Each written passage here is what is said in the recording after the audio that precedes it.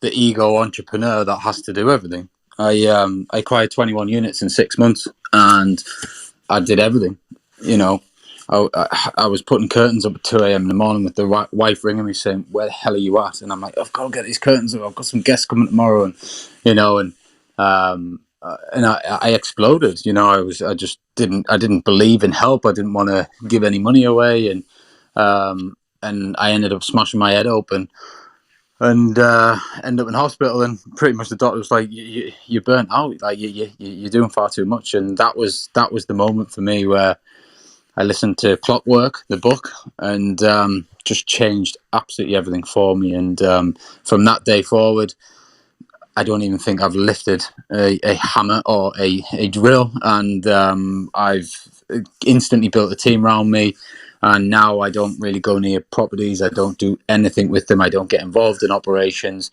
But my business has gone from, just catapult. I don't know what the percentage growth has been, but it's been, a lot. And that was because people can take you so much further than you can do it, by yourself. You can only go so far by yourself. You have limitations.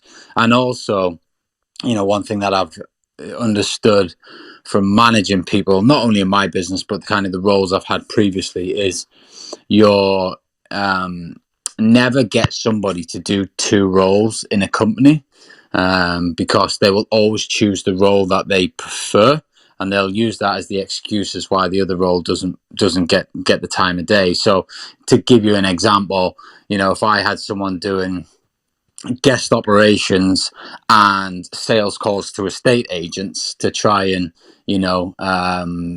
pick up new units, well, they might not like cold calling, so they'll just do all the guest handling. And then they'll be like, "Oh, we had so many guests this week, I just didn't have time to do the sales calls."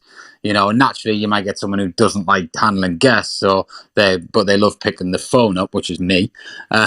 So I'll be like, "Sorry, the operation's gone to shit because I didn't have time, so I was ringing estate agents all the time." So one thing I've learned is, like, get people what I call in their zone of genius, and that goes for you as well.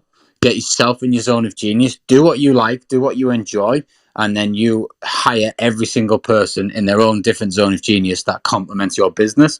And if you do it in the right way, they will return an investment. They will return on your investment in them, both financially and in terms of what you get out of it.